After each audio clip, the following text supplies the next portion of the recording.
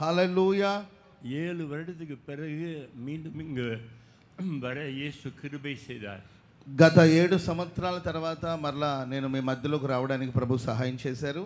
సింగపూర్లో இந்த கோவிட் வந்த பொழுது, సింగపూర్లో కోవిడ్ ఉన్నప్పుడు எல்லாரையும் ஊசி போட சொன்னாங்க. చాలా మందిని ఇంజెక్షన్ చేయించుకోమని చెప్పారు. இயேசு என்ன ஊசி போட வேணாம், நான் உனக்கு பாதுகாப்பு கொடுப்பேன்னு சொன்னாரு. నీకు వైద్యం అవసరం లేదు, నేను మీకు స్వస్థతని ఇస్తానని ప్రభు చెప్పాడు. அதனால ரொம்ப கஷ்டப்பட்டோம். నేను చాలా ఇబ్బందులు పడ్డా. నేను 2 வருஷம் ஷாப்பிங் மால்லாம் போக முடியல.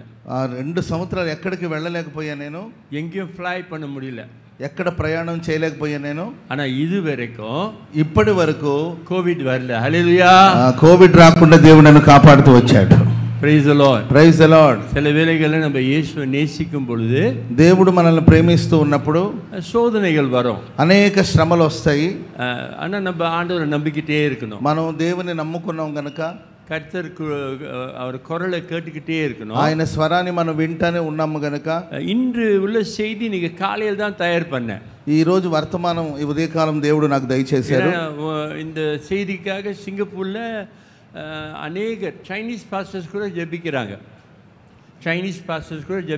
చాలా మంది చైనీస్ పాస్టర్స్ అంతా సింగపూర్ లో ప్రార్థన చేస్తున్నారు. நேற்று ஒரு பாஸ்டர் சொன்னாரு, வீடியோலாம் எடுத்து அனுப்புங்கன்னு சொன்னாரு. నిన్న ఒక దైవజనులు చెప్పారు, ఇక్కడ జరిగే కార్యక్రమాలని వీడియో తీసి మాకు పంపండి అన్నారు. நான் சொன்னேன், இங்க வந்து இன்டர்நெட் கனெக்ஷன் நோ குட். ఇక్కడ ఇంటర్నెట్ కనెక్షన్ అంత అనుకూలంగా ఉండదు. Holy spirit connection very good. కానీ పరిశుద్ధాత్మ యొక్క సంచరించే అనుభవాలు ఇక్కడ ఎక్కువగా ఉంటుందని చెప్పాను. సింగపూర్లో ఇంటర్నెట్ కనెక్షన్ వెరీ గుడ్. సింగపూర్లో ఇంటర్నెట్ బాగుంటుంది, కానీ holy spirit connection, holy spirit యొక్క సంచారం అనేది அவங்க பாடு பண்ணும். వాళ్ళ విశ్వాసాన్ని బట్టి ఉంటుంది. హల్లెలూయా. హల్లెలూయా. காலையில தான் தயார் பண்ணேன். నేను ఉదయకాలమే దేవుడు నాకు ఈ వర్తమానాన్ని దయచేశారు. షేవ్ பண்ண கூட டைம் இல்ல.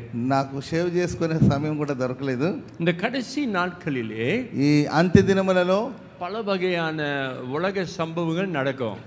పలు విధమైన లోక సంబంధమైన కార్యక్రమాలు జరుగుతూ ఉంటాయి. ஒன்னு பயோ வார்ஃபேர், அதாவது மருந்து மூலமா மக்களை கொல்றது. ఒక వైపున బయో వార్ అంటారు, అంటే మెడిసిన్ ద్వారా యుద్ధాలు జరుగుతూ ఉంటది. కోవిడ్ வந்து ஒரு பயோ ల్యాబ్ல తయారు செய்த கிருமி. కొంతమంది అంటారు కోవిడ్ కూడా మరి ఒక బయో వార్కు సంబంధించిన ఒక వ్యాధి అనే చెప్తున్నారు. அந்த மாதிரி வரும் பொழுது, అలాంటి పరిస్థితి వచ్చినప్పుడు డాక్టర్స్ మருந்து కண்டுபிடிக்கிறதுக்கு முன்னால ரொம்ப பேர் இறந்து போயிடுவாங்க. నా డాక్టర్స్ మెడిసిన్ కనుగొనే లోపల వేల మంది లక్షలాది మంది చనిపోతుంటారు. இன்னொன்று కடைசி కాలంగள்ல, ఇంకా అంత్య దినములలో సైబర్ వార్ఫేర్, இந்த உங்களுடைய இன்டர்நெட் எல்லாம் அட்டாக் பண்றது, అదే ఇంటర్నెట్ అంతా కూడా ఏంటంటే ఆక్రమించుకోవడం అలాంటివి జరుగుతూ ఉంటుంది. రాணுవத்தில் உள்ள கருவிகள்லாம் அட்டாக் பண்றது, యుద్ధాన్ని గురించిన వివరాలు వాటి యొక్క వ్యూహాన్ని అంతా ఆక్రమించుకోవడం జరుగుతూ ఉంటుంది. அப்படிப்பட்ட இது வரும்னு நம்ம புரிஞ்சுக்கொள்கிறோம். అలాంటి ఒక పరిస్థితులు వస్తాయని మనం గుర్తుపట్టాలి.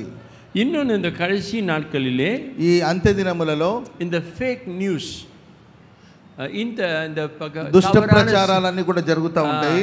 ఇన్ఫర్మేషన్ వార్ఫేర్ వాంగ, ఇన్ఫర్మేషన్ యుద్ధాలని చెప్తా ఉంటారు. இப்போ இந்த வியாதி வந்தா மருந்து தான் குணமாக்க முடியும்னு சொல்லுவாங்க. రోగాలు వస్తే పలానా మెడిసిన్ ద్వారానే స్వస్థత పొందుతామని చెప్తా ఉంటారు. యేసు మருந்து ఇல்லாம గుణమాకువని యారు சொல்ல மாட்டாங்க. కానీ యేసయ్య ద్వారానే స్వస్థత పొందుతామని ఎవరు చెప్పలేకపోతున్నారు. నా కోవిడ్ ஊசி போடாதப்ப எல்லாம் என்ன திட்டுனாங்க சொந்தக்காரங்களா. నేను కోవిడ్ ఇంజెక్షన్ వేసుకున్నప్పుడు చాలా మంది నన్ను రకరకాలుగా అన్నారు. ஆனா எனக்கு యేసు போட வேணாம்னு சொல்லிட்டாரு. కానీ నాకు దేవుడు చెప్పాడు, నేను నిన్ను స్వస్థపరుస్తానని. அவருக்கு தான் நம்ம கீழ்ப்படியணும். అందుకే నేను దేవునికి లోబడ్డాను. அப்ப இந்த கடைசி காலங்கள்ல, ఈ అంత్య దినములలో நம்ம ரொம்ப ஜபிக்கிற காலங்கள் ఇది అంత్య దినం కనుక మనం అత్యధికంగా ప్రార్థన చేయాలి. இன்னொரு ஸ்பிரிச்சுவல் வார்ஃபேர், ஆவிக்குரிய போராட்டம்னு ஒன்று உண்டு. మన జీవితాలు ఆత్మీయ పోరాటాలు అనేది ఒకటి ఉన్నది. బైబిల్లో యేసు வந்த பொழுது, యేసు ప్రభు ఈ లోకానికి వచ్చినప్పుడు అనేక వ్యాధిகள், అనేక విధమైన వ్యాధిగ్రస్తులు, இந்த பலவீனப்படுத்துற ஆவி கொடுத்தது, ஸ்பிரிட் ஆஃப் இன்ஃபர்மிட்டி, బలహీనపరచు ఆత్మ అనేకులకి రకరకాలమైన రోగాలను తీసుకొచ్చాయి. அப்புறம் அன்க்ளீன் ஸ்பிரிட், அசுத்த ஆவி, అపవిత్రమైన ఆత్మలు, அப்புறம் డీమన్స్, దురాత్మ శక్తులు, இதெல்லாம் பைபிள் இருக்கு. ఇవన్నీ కూడా బైబిల్లో మనం ஆனா గమనిస్తున్నాం. இயேசுவை பார்த்ததும் அலறி ஓடினது. ఎప్పుడైతే యేసు ప్రభుని అవి చూసాయి అవన్నీ భయపడి పారిపోయాయి. அதனால இந்த கடைசி நாட்களிலே ఈ అంత్య దినములలో நாம் வியாதி வராதபடிக்கு మనం వ్యాధిగ్రస్తులుగా మారకుండా ఉండనట్లు நம்ம கர்த்தரையே நம்பணும். మనం దేవుని నమ్మాలి. உபாகமம் 34ஆம் அதிகாரம் 7ஆம் வசனம் எனக்கு ரொம்ப பிடிச்ச பழைய ஏற்பாட்டில் உள்ள வசனம். బైబిల్లో ద్వితీయోపదేశ కాండం 34వ అధ్యాయము 7వ వచనం, 34వ అధ్యాయం 7వ వచనం నాకు ఎంతో ప్రియమైన వచనం అది. வாசிங்க. Moses was 120 years old when he died. His eye was undimmed and his vigor was unabated. 34వ అధ్యాయం 7వ వచనం. 7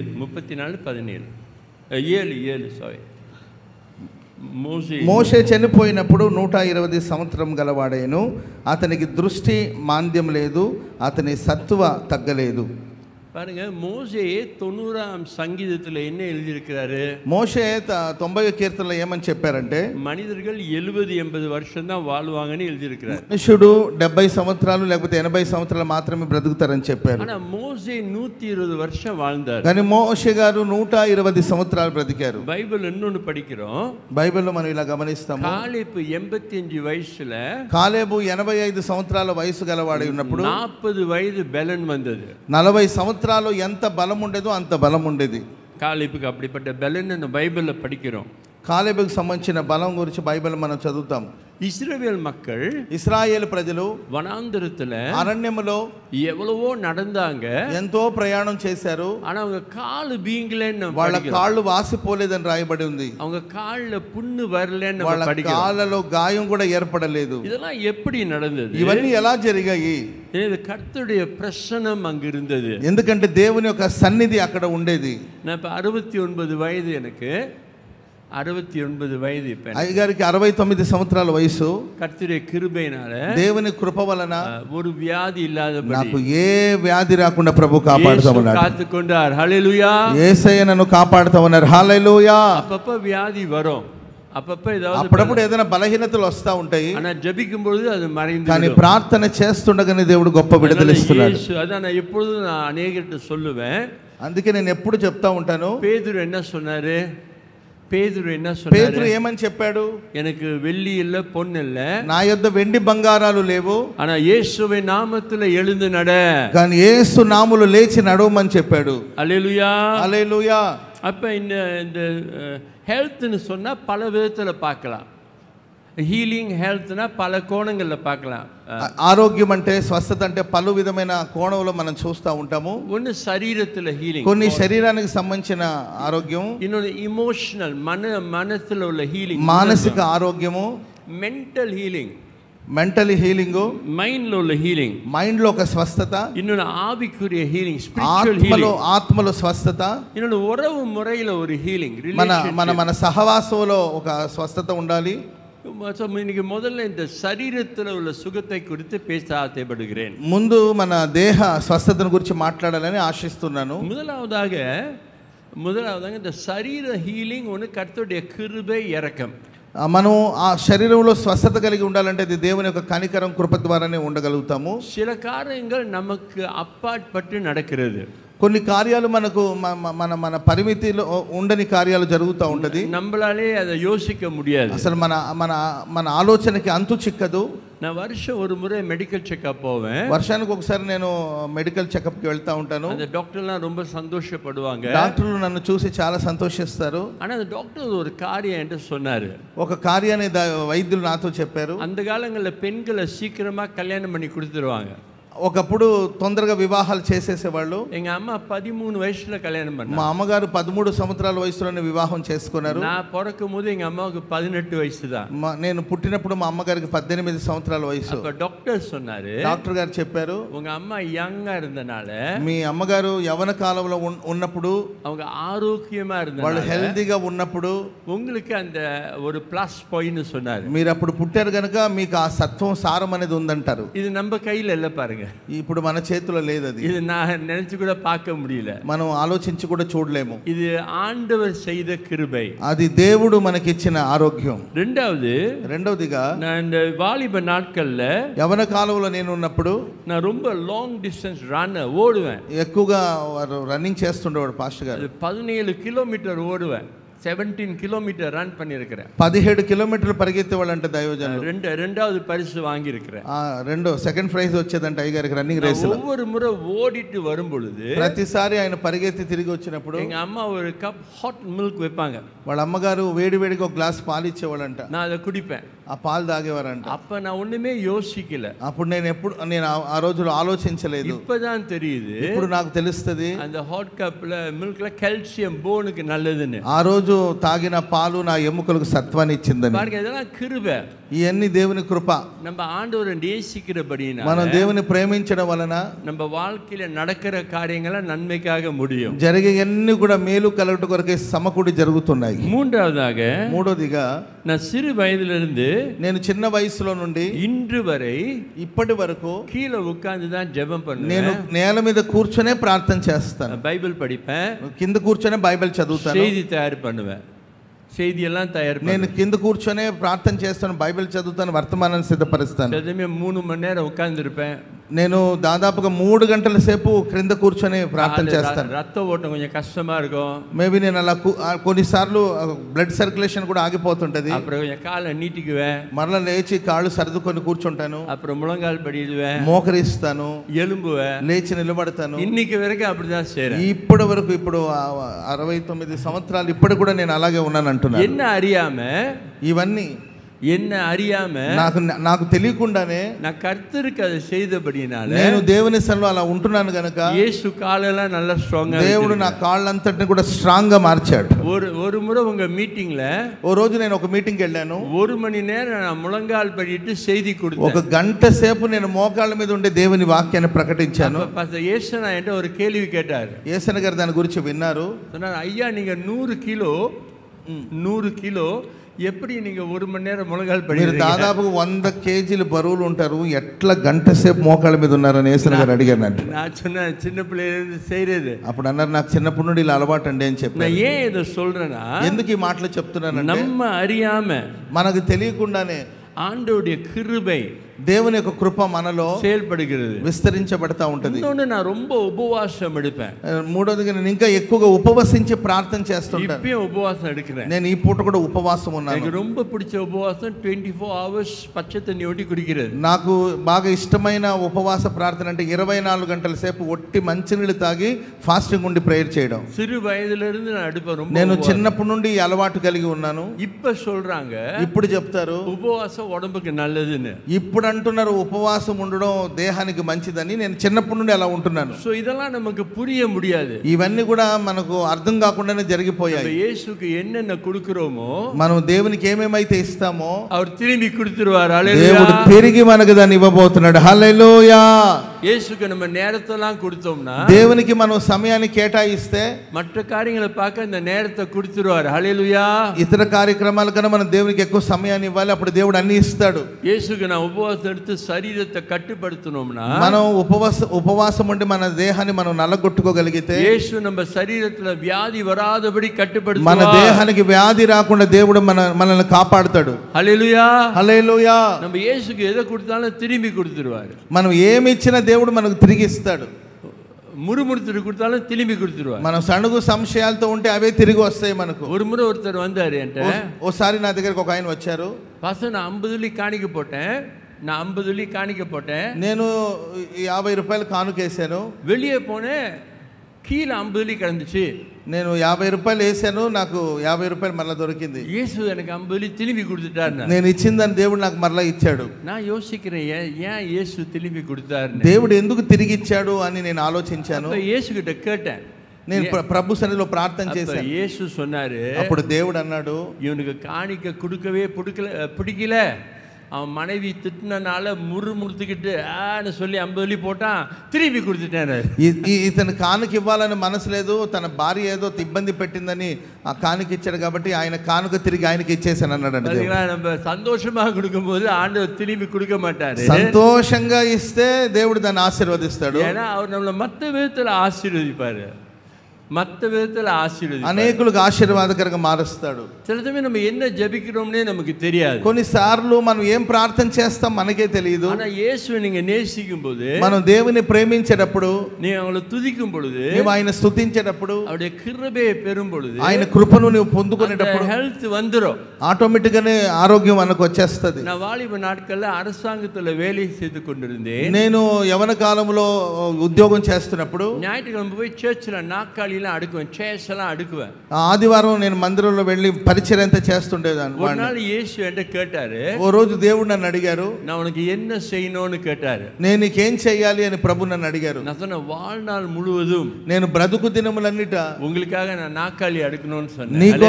నీకోసం నేను వాడబడాలని కోరుకున్నాను. హల్లెలూయా హల్లెలూయా. ஆனா எனக்கே தெரியல, నాకే తెలియలేదు, நான் హెల్త్ தான் கேட்டிருக்கேன். నేను ఆరోగ్యాన్ని అడిగినట్టున్నాను. போன வாரம் సింగపూర్లో ஒரு பெண்கள் கூட்ட மீட்டிங் நடந்தது. గత వారంలో సింగపూర్ లో స్త్రీల కూడిక జరిగాయి. என் மனைவி தான் தலைமை தாங்கினாங்க. పాస్టర్ గారి భార్య ఆ కార్యక్రమాలను నిర్వహించారు. போனப்ப ரொம்ப நாற்காலி அடுக்கணும், எல்லா பெண்களா இருந்தாங்க. నేను ఆ మీటింగ్ వెళ్ళినట్టు చాలా మంది స్త్రీలు అక్కడ ఉన్నారు. நான் போய் சேர்ஸ் எல்லாம் அடுக்கிறேன். నేను వెళ్ళి ఇప్పటికి కూడా నేనే కుర్చీలన్నీ వేసి అక్కడ పరిచర్య చేశాను. இயேசுட கேட்டது, வாழ்க்கை பூரா நான் உங்களுக்காக சேர்ஸ் அடுக்கணும். ஹல்லேலூயா. నేను జీవితకాలం అంతా నీ సన్నిధిలో పరిచర్య చేయాలని నేను కోరుకున్నాను. நீங்க நினைக்காதீங்க என்னடா இங்க வந்து சேர்ஸ் அடுக்க சொல்றாங்கன்னு. நீங்க எங்கெல்லாம் போய் சேர்ஸ்லாம் அடுக்குங்க, வாழ்க்கை பூரா நீங்க நாற்காலி தூக்க கையில பலம் இருக்கும், நடக்க காலில் பலம் இருக்கும். మీకు మీరు పరిచర్య చేయగలిగితే దేవుడు మీకు శక్తిని బలాన్ని ప్రసాదిస్తాడు. అదే ரொம்ப బెస్టాன వేலை అది. అది విలువైన శ్రేష్టమైన పని పరిచర్య చేయడం. ఇల్లాத వేலை, టెన్షన్ ఇల్లాத, టెన్షన్ లేని పరిచర్య అది. పాస్టర్ ఊళ్ళో పెరియ ఊழிయం. పాస్టర్స్ పరిచర్య చాలా టెన్షన్ తో కూడిన పరిచర్య. யாருக்கு அதிகமாக கொடுக்கப்பட்டிருக்குதோ ஆண்டவர் அதிகமாக எதிர்பார்ப்பார்.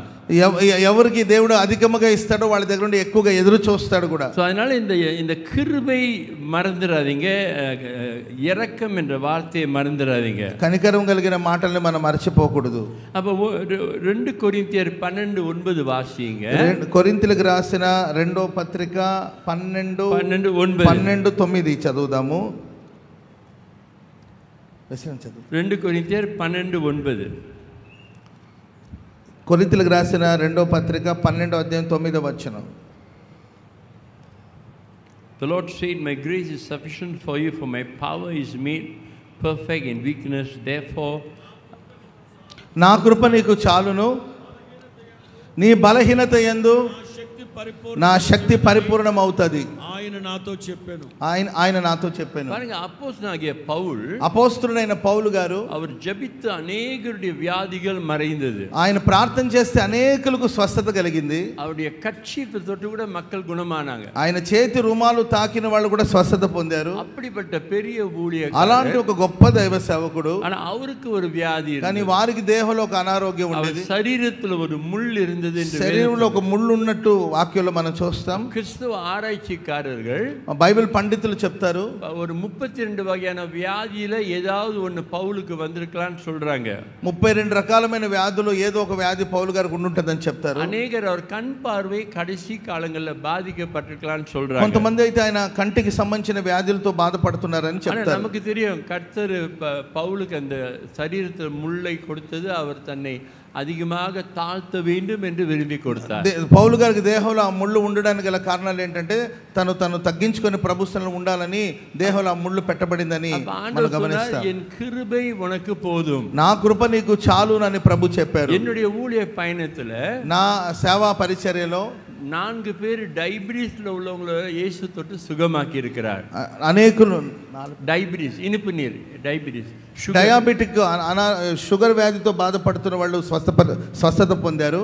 4 பேர் குணமாயிருக்காங்க. 4 కంప్లీట్ గా స్వస్థత వచ్చింది. డాక్టర్స్ நீங்க மருந்து எடுக்க வேணாம்னு சொல்லிருக்காங்க. డాక్టర్ ఇంకా మీరు మెడిసిన్ వాడాల్సిన అవసరం లేదని కూడా చెప్పారు.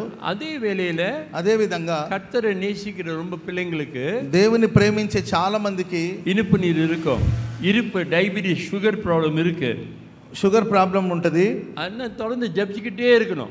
షుగర్ వ్యాధితో బాధపడుతున్న వాళ్ళు రెగ్యులర్ గా ప్రార్థన చేస్తుండండి. என்ன வியாதியானது நீங்க கிருபை கேட்டுக்கிட்டே இருக்கணும். ఏ వ్యాధులైనా మీరు ప్రార్థన చేస్తే కృప అనుగ్రహించబడుతూనే ఉంటుంది. அதுல ஒரு டென்ஷன் இருக்கும், ஒரு போராட்டம் இருக்கும். మన జీవితంలో ఒక పోరాటాలు ఉంటాయి. సోర్ந்து పోయిరాதீங்க. మీరు సొమ్మసిల్లిపోవద్దు. బైబిల్లో దేవుని వాక్యం, ஒரு ஸ்திரீக்கு 12 வருடம் ரத்த பிரச்சனை உள்ள வியாதி இருந்தது. ఒక స్త్రీకి 12 సంవత్సరాల నుండి రక్తస్రావం అనే వ్యాధితో బాధపడుతుంది. அவ డాక్టర్ பார்த்து எல்லா பணமும் வீண் போய் விட்டது. వైద్యుల చేత తిప్పలబడి తనకున్న డబ్బంతా పోగొట్టుకునింది ఆవిడ. ஆனால் அவள் இயேசுவின் వస్త్రங்களை தொட்டாள். యేసు ప్రభు యొక్క వస్త్రమును ఆమె ముట్టినప్పుడు அவள் சுகமானாள். ఆమె సంపూర్ణమైన విడుదల పొందింది. அவ நினைச்சுக்கிட்டா, ఆమె తలంచింది இயேசுடைய பவர் యేసయ్య పవరు அந்த వస్త్రத்துல இருக்கு நினைச்சிருந்தா. ఆ వస్త్రంలోనే మాత్రమే ఆయన ప్రభావం ఉందని ఆమె భావించింది. அப்ப ஒரு நம்பிக்கை இருந்தது. ఆ రోజు ఆ నమ్మకం ఉండేది ఆమెకి. ஒரு అభిషేకం பெற்ற మనిதன், ఒక అభిషేకం పొందిన వ్యక్తి, அவனுடைய வல்லமை, అతని యొక్క ప్రభావము அவனுடைய அங்கிலெல்லாம் இருக்கும் நம்பினாங்க. అతని వస్త్రాలు ఉండేదని నమ్మేవాళ్ళు ఆ రోజు. ஆனால் இயேசு அவளை பார்த்து சொன்னார், యేసయ్య ఆమెను చూసి ఇలా అన్నాడు, உன் విశ్వాసం உன்னை గుణமாకినது. నీ విశ్వాసం ద్వారా విడుదల పొందావని ప్రభు చెప్పాడు. హల్లెలూయా. இன்று கூட உங்கள் விசுவாசம் உங்களை குணமாக்க போகிறது. ఈ రోజు మీరు విశ్వసించగలిగితే ఆ విశ్వాసం మిమ్మల్ని స్వస్థపరచబోతుంది. இன்னைக்கு நீங்க విశ్వాసిస్తే அந்த షుగర్ ప్రాబ్లం, డయాబెటిస్, విశ్వసిస్తే మీరు షుగర్ వ్యాధితో బాధపడుతుంటే మీకు విడుదల కలగబోతుంది. இன்று நீங்கள் விசுவாசித்தால் பிபி, ஹைப்பர் டென்ஷன் மறைந்து, విశ్వసిస్తుంటే బీపీ నార్మల్ అవబోతుంది. அதனால கிருபையை எப்போதும் பிடிச்சுக்கங்க. ఎప్పుడు దేవుని కృపను పట్టుకొని ప్రార్థించాలి. இரக்கத்துக்காக கெஞ்சிக்கிட்டே ఆయన కనికరం కోసం మనం దేవుని సన్నిధిలో వేడుకుంటున్నాం. இந்த வியாதிகளை ఆండவர் కరుణైనాల్ ఈ వ్యాధులన్నిటిని కూడా దేవుడు దూరపరుస్తాడు. రెండవదిగా நம்ம வாழ்க்கை முறை, మన జీవన విధానం, அதில் கூட வியாதி வரலாம். మనం జీవించే జీవన విధానాల్లో కూడా పలు విధమైన రోగాలు వస్తూ ఉంటాయి. అనేకరు சொல்றாங்க இந்தியர்களுக்கு డయాబెటిస్ వரும், షుగర్ వரும் சொல்றாங்க. చాలా మంది అంటారు ఇండియాలో ఉన్న వాళ్ళందరికీ ఆల్మోస్ట్ ఆల్ డయాబెటిక్ వస్తుందని చెప్తా ఉంటారు. ஆனா జెనెటిక్ మరబు అను சொல்றாங்க. జెనెటిక్ ప్రాబ్లం వల్ల ఇలా వ్యాధులు వస్తాయని చెప్తా ఉంటారు. அதெல்லாம் அப்படி கிடையாது. అలా ఏమి ఉండదు. இந்தியர்களை பாருங்க, காஃபி எப்படி குடிக்கிறோம்? காஃபி குடிக்கிறோம். ఇండియాలో కాఫీ ఎలా తాగుతాము? కండెన్స్ మిల్క్ போடுறோம். కండెన్స్ మిల్క్, మనం పాలు కలుపుకొని తాగుతాము. షుగర్ போடுறோம், షుగర్ కలుపుకుంటాము. எல்லாத்துலயும் షుగర్ இருக்கு. అందరికి షుగర్ ఉంటుంది. రైస్ல షుగర్ இருக்கு. రైస్లో షుగర్ ఉంటుంది. మౌంటైన్ அளவுக்கு రైస్ சாப்பிடுறோம், మల அளவுக்கு రైస్ சாப்பிடுறோம். అన్ని మనం తినే ఫుడ్ లో రైస్ ఎక్కువగా షుగర్ ఉంటుంది. இது வாழ்க்கை முறை, అది మన జీవన విధానం. அதனால நம்ம அதை கொஞ்சம் பார்த்துக்கணும். இப்போ பாருங்க, ஒரு மதுபானம் குடிக்கிறவர்கள், మద్యపానాన్ని అమ్మేవాళ్ళు ஒரு வாரத்தில், ఒక వారంలో 1 litre beer, 1 litre beer, 1 litre beer తాగేవాళ్ళు. అதாவது 7 నాళ్ళ 1 లీటర్ బియర్ కుడిచా రోజుకి 1 లీటర్ చొప్పున తాగితే 7 రోజులు 7 లీటర్లు. 20 வருஷத்துக்குள்ள 20 సంవత్సరాల లోపల కిడ్నీ ప్రాబ్లం వரும். 20 సంవత్సరాల లోపల వాళ్ళ కిడ్నీలు దెబ్బతింటది, లివర్ ప్రాబ్లం, లివర్ దెబ్బతింటది. இதெல்லாம் வாழ்க்கை முறை. ఇవన్నీ జీవన విధానాల్లో వచ్చే జబ్బు. எனக்கு ஒரு பையல தெரியும், சின்ன பிள்ளையில இருந்து ஒரு பெரிய பாட்டில் కోకో కోలా குடிப்பார். నాకు ఒక కుర్రోడు తెలుసండి, ఆయన ఒక బాటిల్ కోకోకోలా తాగుతాడు. అவ்வளవా కుడిపారు, విపరీతంగా కోక్ తాగుతూ ఉంటాడు. அவர் 22 వయసులో ఇறந்து పోనారు. 22 years 22 సంవత్సరాల వయసులోనే అబ్బాయి చనిపోయాడు. ఏనా நம்ம வாழ்க்கை முறையை பார்த்து கொள்ளணும். మన జీవించే విధానాన్ని బట్టి మనకు వ్యాధులు వస్తా ఉంటాయి. இப்போ మోసే எப்படி 120 வருஷம் வாழ்ந்தார்? మోషే 120 సంవత్సరాలు ఎలా బ్రతకగలిగాడు? మోసే టైంలో 2 వేళ தான் సాப்பிடுவாங்க, 2 meals. రోజుకి 2 పూటలు మాత్రమే వాళ్ళు భోజనం చేసేవాళ్ళు. Breakfast vegetarian. ఉదయకాలం బ్రేక్ఫాస్ట్ వాళ్ళు వెజిటేరియన్ తినేవాళ్ళు. పరలోక మన్నా, ఉదయకాలపు మన్నా వాళ్ళు భోజనం చేసేవాళ్ళు. డిన్నర్ నాన్ వెజ్, సాయంత్రం నాన్ వెజ్ అన్నమాట. క్వేల్, కాడై, పూరేళ్ళు తినేవాళ్ళు. இந்த காடையில பாருங்க, పూరేళ్ళు చూడండి, இந்த காடையில தான் கொழுப்பு சக்தி ரொம்ப குறைவா இருக்கு. దాంట్లో ఏంటి ఫ్యాట్ అనేది చాలా తక్కువగా ఉంటది. பழைய ஏற்பாடுல ஆண்டவர் என்ன சொன்னாரு? దేవుడు పాత నిబంధనలో ఏం చెప్పారు? ஒரு மிருகத்தை பலியிடும் பொழுது ఒక బలిని వధించినప్పుడు அந்த ஃபேட்ஸ் எல்லாம் அவருக்கு పడక சொன்னாరు. దాంట్లో ఉన్న ఫ్యాట్ అంతా కూడా, క్రొవ్వు పదార్థాన్ని అంతా కూడా హోమముగా అర్పించాలని చెప్పాడు. அது எவ்வளவு நல்லவர் பாருங்க. దేవుడు ఎంత గొప్పవాడు చూడండి. அதெல்லாம் நம்ம ஹெல்த்துக்காக. இப்ப லேவிய ராகமத்துல లేవి కాండంలో சில பொருளை சாப்பிட வேணாம்னு சொன்னார்ல, కొన్ని పదార్థాలు ఆహారం తినవద్దని ప్రభు చెప్పాడు. ரொம்ப பேட் கொலஸ்ட்ரால் இருக்கு, వాటిలో బ్యాడ్ కొలెస్ట్రాల్స్ ఉంటాయి. அப்ப ఆండவர் என்ன செஞ்சாலும் யோசிச்சு செய்வார். దేవుడు ఏది చేసినా మన మంచి కోసమే ప్రభు చేస్తాడు. அவங்க 2 வேளை தான் சாப்பிட்டாங்க மோசே டைம்ல. మోషే కాలంలో 2 పూటలు మాత్రమే భోంచేశారు. அப்புறம் மோசே டைம்ல பியூர் வாட்டர், அந்த வாட்டர் பியூரா இருந்தது. వాళ్ళు స్వచ్ఛమైన నీళ్లు తాగారు. ఆండவர் கொடுத்த వాటర్ స్ప్రింగ్ వాటర్, దేవుడు వాళ్ళకి నీటి ఊటలను దయచేశాడు. వాటర్ ரொம்ப குடிச்சாங்க, నీళ్లు శ్రేష్టమైన నీళ్లు తాగారు. மூன்றாவதுగా மோசே டைம்ல எக்ஸర్సైజ్ பண்ணாங்க, ఎక్కువగా వాళ్ళు నడిచారు కూడా, மலை மேல ஏறினாங்க, కొండల మీదకి ఎక్కారు. பாருங்க, இதெல்லாம் அவங்கள அறியாமலே செய்தார்கள். వాళ్ళకి తెలియకుండానే ఆ పనులను వాళ్ళు చేస్తూ వచ్చారు. நான்காவது அங்க கர்த்தருடைய பிரசன்னம் இருந்தது. నాలుగోదిగా వాళ్ళు దేవుని ప్రసన్నతలో ఉండేవారు. హల్లెలూయా హల్లెలూయా. ஆண்டவருடைய பிரசன்னம் இருக்கும்போது வியாதி குணமாகும். దేవుని ప్రసన్నతలో మనం ఉన్నప్పుడు ప్రతి వ్యాధులు నిర్మూలం అవుతది. இப்போ ஒரு பிசாசு உங்களுக்கு வியாதியை கொடுத்தால், సాతానుగాడు ఒక బలహీనతను తీసుకొస్తే அது ஆண்டவருடைய பிரசன்ஸ்ல ஓடிடும். మనం దేవుని ప్రసన్నతలో ఉన్నప్పుడు ఆ వ్యాధులు తొలగిపోతాయి. பாருங்க, இயேசு இந்த வியாதிகளை குணமாக்கும் பொழுது యేసయ్య వ్యాధిగ్రస్తులు స్వస్థపరిచినప్పుడు பைபிள்ல போட்டிருக்கு, బైబిల్ ఇలా రాయబడి ఉంది. இயேசு என்ன சொன்னாரு? యేసయ్య ఏం చెప్పారు? இவனை விட்டு போயிட்டு திரும்பி வராது, ఇతని విడిచి తొలగిపో, తిరిగి రావద్దని ప్రభు చెప్పాడు. హల్లెలూయా హల్లెలూయా. இயேசுக்கு அந்த அதிகாரம் இருந்தது, దేవుడికి అధికారం ఉండేది. அப்ப நீங்களும் இயேசுவின் நாமத்துல அந்த அதிகாரத்தை பயன்படுத்த. యేసయ్య మనకి ఇచ్చిన అధికారాన్ని మనం ప్రయోగించాలి. యేసు சொன்னாரு, எல்லா அதிகாரமும் நான் உங்களுக்கு கொடுக்கிறேன், నేను మీకు సర్వాధికారం ఇచ్చానని ప్రభు చెప్తున్నాడు. இயேசுவின் நாமத்தில் அதிகாரம் இருக்கிறது, యేసు నామములో మనకు అధికారం కలదు, இயேசுவின் ரத்தத்துல வல்லமை இருக்கிறது, యేసు రక్తములో శక్తి కలదు, பரிசுத்தாவின் அபிஷேகத்துல வல்லமை இருக்கிறது, పరిశుద్ధాత్మ అభిషేకంలో శక్తి ఉంది. உலகத்தில் உள்ள எல்லா ஆவிகளை காட்டிலும் లోకంలో ఉన్న అన్ని శక్తుల కన్నా பரிசுத்த ஆவியானவர் பெரியவர். పరిశుద్ధాత్మ శక్తి బలమైనది. హల్లెలూయా హల్లెలూయా. பல நாடுகளுக்கு போயிருக்கிறேன், నేను ప్రపంచంలో అనేక దేశానికి వెళ్ళి ఉన్నాను. அந்த ஏர்போர்ட்ல நுழைஞ்சதுமே, ఎయిర్పోర్ట్ లో నేను అడుగు పెట్టగానే என் ஆவிக்குரிய கண்கள் திறக்கப்படும், నా మానసిక నేత్రాలు తెరవబడతది. அந்த வான மண்டலத்தில் உள்ள ஆவிகள் பேசும், ఆకాశ మండలాల్లో సంచరించే దురాత్మ సేనలు నాతో మాట్లాడుతాయి. என்னால அதை கேட்க முடியும். నేను వినగలుగుతాను. இவன் வந்துட்டானா அப்படின்னு, నేను వెళ్ళంగానే వచ్చేసావా అంటా ఉంటాయి. அதுக்கு என்ன பிடிக்காது, అయితే నన్ను ఏమి చేయవవి. హల్లెలూయా హల్లెలూయా. பரிசுத்த ஆவியார் உங்களை பிடிச்சிட்டா, పరిశుద్ధాత్ముడు నిన్ను పట్టుకుంటే பிசாசுக்கு உங்களை பிடிக்காது, దురాత్మ నిన్ను సమీపించదు. హల్లెలూయా. హల్లెలూయా. அப்ப பிசாசு பிடிச்ச ஆட்களுக்கு உங்களை பிடிக்காது, பிசாசு பிடிச்ச ஆட்களுக்கு உங்களை பிடிக்காது. పరిశుద్ధాత్మ నీలో ఉన్నప్పుడు దురాత్మ నిన్ను సమీపించదు. அப்புறம் பிசாசினால் நிரப்பப்பட்டவங்களும் உங்களை வெறுப்பாங்க.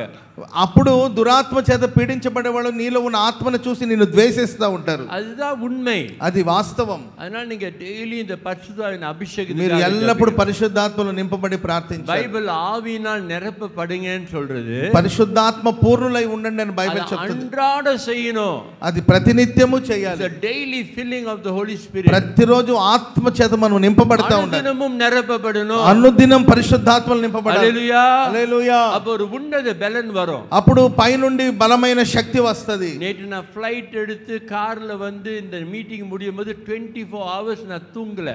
నేను ఫ్లైట్ లో నుండి బయలుదేరి ఆ తర్వాత కార్లో ప్రయాణం చేసుకుని ఇంచుమించు 24 గంటల సేపు నేను నిద్రపోకుండా నిన్నటి రాత్రి మీటింగ్ వచ్చాను. మధ్యాహ్నం సాப்பிடல, నిన్నటి మధ్యాహ్నం భోజనం చేయలేదు. அப்ப அது ஒரு உன்னத பலன். కానీ దేవుడు నాకు ఒక ఉన్నతమైన బలాన్ని ఇచ్చాడు. நான் தான் ఆండోட்ட கேட்டேன், ஒரு உன்னத பலன் கொடுங்க. దేవా నాకు ఒక ఉన్నతమైన బలం ఇమ్మని వేడుకున్నాను. మనిషిక பலன் வேற, మానవ బలం వేరు. பரிசுத்த ஆவியானவர் கொடுக்கிற பலன், పరిశుద్ధాత్మని బలం వేరు. மனுஷிக ஜெபம் வேற, మనుషుల ప్రార్థన వేరు. பரிசுத்த ஆவியானவர் ஏவி ஜெபிக்கிற ஜெபம் வேற. పరిశుద్ధాత్ముడు మనలో ఉండి చేయించే ప్రార్థన వేరు. హల్లెలూయా. హల్లెలూయా. அப்ப உங்க வாழ்க்கை முறையை காத்துக்கொள்ளுங்க. మీ జీవిత కాలం అంతా நான் தெரியுமே சில வீட்டுக்கு விருந்து கூப்பிடுவாங்க, నన్ను అనేకులు మీటింగ్స్ పిలుస్తూ ఉంటారు. அவங்க கோழி, இறைச்சி, ப்ரான், இறால் எல்லாம், நண்டு எல்லாம் வச்சிருப்பாங்க. అక్కడ విందులు రకరకాలమైన ఆహార పదార్థాలన్నీ పెట్టుంటారు. அப்ப சந்தமே இயேசு என்கிட்ட பேசுவாரு, நான் ஆண்டோட கேட்பேன். అప్పుడు నేను ప్రార్థన చేస్తాను. அப்ப அவர் சொல்லுவாரு, ప్రభు చెప్తాడు, நீங்க கோழி ஒண்டி சாப்பிடல மீன் ஒண்டி சாப்பிடுவாரு. దేవుడు చెప్తాడు ఏది తినాలో ఏది తినకూడదని నాతో చెప్తారు. அந்த டைமுக்கு என் உடம்புக்கு என்ன நல்லதுன்னு இயேசுக்கு தெரியும். ஹalleluya. ఆ సమయంలో నా దేహానికి ఏది అవసరమో ప్రభు నాతో చెప్తే దాన్ని మాత్రమే నేను తింటాను. அப்புறம் மார்க் 16ஆம் அதிகாரத்துல మార్కు సువార్త 16వ అధ్యాయంలో యేసు சொன்னாரு, యేసు ప్రభు చెప్పారు, விஷம் குடிச்சாலும் ஒண்ணும் ஆகாதுன்னு. మీరు విషం తాగినా మీకేమీ సంభవించదు. அப்ப நான் யோசிச்சேன், யார் நமக்கு விஷம் கொடுக்க போறா? అయినా మనకెవరు విషం పెడతారని అనుకుంటా. உங்களுக்கு இப்ப எல்லாரும் விஷம் கொடுக்கறாங்க தெரியுமா? உங்களுக்கு இப்ப விஷம் கொடுக்கறாங்க தெரியுமா? మీకు విషం ఇస్తా ఉంటారని సంగతి తెలుసా మీకు? நீங்க வெளியே சாப்பிடும்போது, మీరు బయటికి వెళ్ళి భోంచేసేటప్పుడు அந்த சாப்பாட்டுல ఆ ఫుడ్ లో ఎంఎస్జి என்னென்னமோ போடுறாங்க. ஆனா கிட்னிக்கு ఆ நல்லது ఫుడ్ లో రకరకాలమైన పదార్థాలు కలుపుతా ఉంటారు, అవి ఆరోగ్యానికి మంచిది కాదు. సో வெளியில உள்ள ரொம்ப ஃபுட்ல உடம்பு ஆரோக்கியத்துக்கு நல்லது. బయట మనం భోంచేసే ఆ ఫుడ్ లో మనకు ఆరోగ్యం ఉండదు. அதனால அந்த பாய்சன் கூட உங்களை பாதிக்காதபடி இயேசு காத்துக்கொள்வார். అది కూడా ఒక రకమైన విషయమే. ఆ విషయం నీలో క్రియ చేయకుండా దేవుడు నిన్ను కాపాడతాడు. ஏன் இதெல்லாம் உங்ககிட்ட சொல்றேன்னா, నేను ఏవి విషయాలని చెప్తున్నాను, మైండ్లో எப்போ జపించుக்கிட்டே இருக்கணும். మీ మైండ్ ఎల్లప్పుడు, మీ మనసు ఎల్లప్పుడు ప్రార్థన చేస్తూనే ఉండాలి. நம்ம హెల్త్ గురించి జపించணும், హెల్త్ గురించి ప్రార్థించాలి, ஊழியத்தை குறித்து జపించணும், సేవల గురించి ప్రార్థించాలి, மத்தவங்களுக்காக ఇతరుల జపించணும், గురించి ప్రార్థించాలి. அதுதான் வாழ்க்கை, அதான் கிறிஸ்தவ வாழ்க்கை. అదే క్రైస్తవ జీవితం అంటే. இடைவிடாமல் ஜெபினா என்ன அர்த்தம்? మనం ప్రార్థన చేయాలని బైబిల్ చెప్తుంది. எப்போதும் மைண்ட்ல பிரேயர் ஓடிக்கிட்டே இருக்கணும். ఎడతెగక మనం ప్రార్థన చేస్తా ఉండాలి. எப்போதும் உள்ளத்துல அந்த பரிசுத்தாவின் அக்கினி எரிஞ்சிக்கிட்டே ఎల్లప్పుడు మనలో ఆ పరిశుద్ధాత్మ అగ్ని మండుతూ ఉండాలి. హల్లెలూయా, హల్లెలూయా. அப்ப நீங்க இன்னைக்கு உங்களை ஒப்பு கொடுங்க. దానికోసం మిమ్మల్ని మీరు అప్పగించండి. உங்க வாழ்க்கை முறையை சரிப்படுத்துங்க. మీ జీవన విధానాల్ని, పద్ధతుల్ని సరి చేసుకోండి. அப்ப இயேசு உங்க சரீரத்தை குணப்படுத்துவார். అప్పుడు దేవుడు మీ దేహానికి స్వస్థతనిస్తాడు. మూడోదిగా பிசாசுகள் வியாதியை கொடுக்கலாம். దురాత్మలు కొన్ని అనారోగ్యాన్ని తీసుకొస్తది. நீங்க சுவிசேஷத்தை அதிகமாக படிங்க. మీరు సువార్తలను ఎక్కువగా చదవండి. இந்த சுவிசேஷத்துல సువార్తల్లో பல வகையான பிசாசுகள் எப்படி வியாதியை கொடுக்குதுன்னு நம்ம படிக்கலாம். పలు విధమైన దయ్యపు శక్తులు అనారోగ్యం ఎలా తెచ్చిందని రాయబడి ఉంది. యేసు பார்த்ததுமே அந்த பிசாசு ஓடிரும். యేసు ప్రభును చూసిన వెంటనే ఆ దురాత్మలు పారిపోయాయి. అనేకరు యేసుவின் వస్త్రத்தை தொட்டு సుగమానాங்க. చాలా మంది యేసయ్య వస్త్రాన్ని ముట్టుకొని బాగుపడ్డారు. యేసు జెబిచి అనేకరు వ్యాధిகள் యేసయ్య అనేకులు ముట్టి బాగు చేశారు. యేసుடைய சீஷர்கள் கரத்தை வைத்து అనేకరు సుగమానాங்க.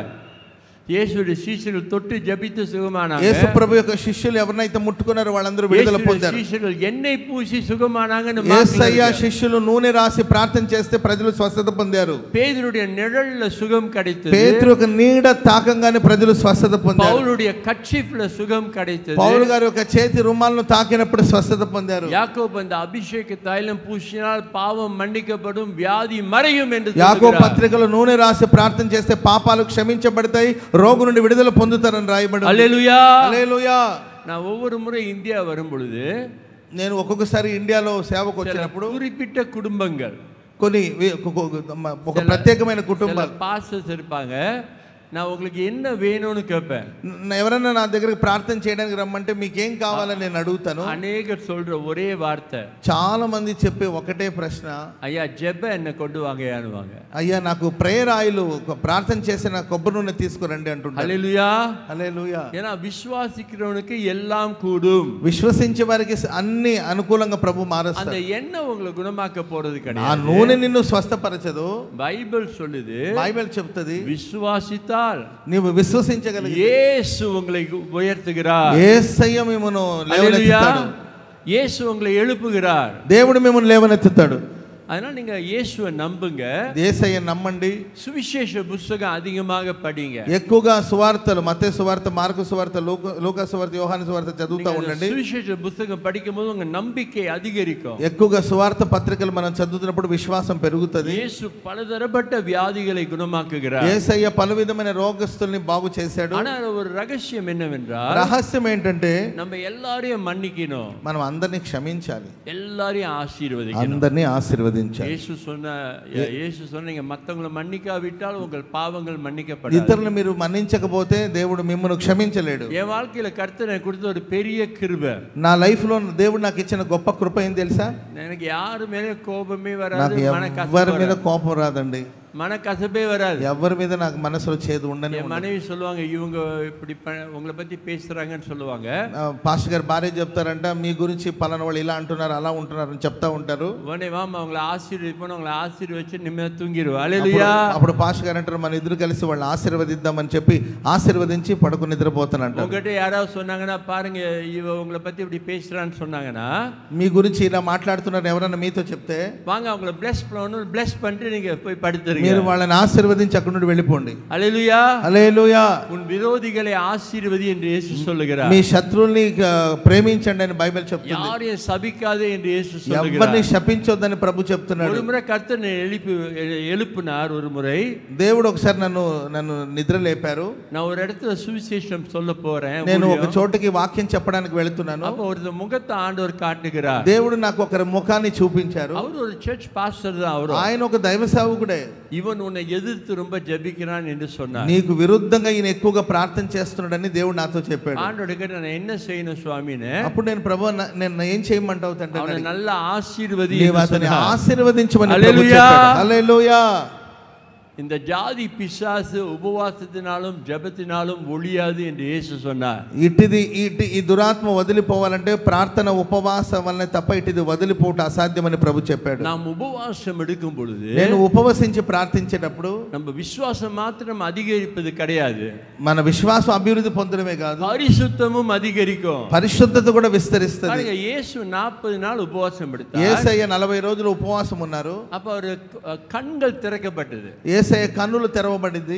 పరిశుద్ధ ఆవియానவர் పురావై పోల வருவது. పరిశుద్ధాత్ముడు వారి మీద పావురం వలె దిగి వచ్చారు. அந்த புறா அது வந்து 3 அர்த்தம் இருக்கிறது. పావురానికి 3 అర్థాలను మనం చూస్తాం. ஒன்று பரிசுத்தம், ఒకటి పరిశుద్ధాత్మ శక్తి, ரெண்டு ஜென்டல்னஸ், மென்மையான ஒரு குணம், చేదులేని అనుభవం పావురంలో మనం చూస్తాం. 3 தியாகம், పావురంలో త్యాగం కలిగిన స్వభావాన్ని చూస్తాం. ఏర్పాట్ల పాత నిబంధనలో ఏழைகள், పేదవాళ్ళు, திரளான ஜனங்கள், విస్తారమైన ప్రజలు புறாவை தான் பலியாக చాలా మంది పావురాన్ని దేవుడికి అర్పణగా ఇచ్చేవాళ్ళు. அவங்களுக்கு இந்த ஆட்டுக்கடாலாம் வாங்க பணம் இருக்காது. వాళ్ళకి గొర్రెలు మేకల్ని అర్పించేంత శక్తి ఉండేది కాదు. அப்ப இயேசு தூய்மையானவர், దేవుడు தூய்மையானவர், తగ్గించుకునేవారు. యేసు త్యాగం பண்ண போறார். యేసయ్య త్యాగము గలవారు. நமக்காக அவர் ஜீவனையே கொடுக்க మన போகிறார். కోసం తన ప్రాణాన్ని త్యాగం చేసినవాడు. அதே வேளையில் இயேசு மென்மையானவர். యేసయ్య గొప్పవాడు. வருத்தப்பட்டு பாரம் சுமக்கிறவர்களே என்னிடத்துல வாருங்கள், భారాన్ని మోస్తున్న సమస్త జనులను నా యొద్దకు రండి అని ప్రభు చెప్పాడు. என் நுகம் மென்மையாக இருக்கும்.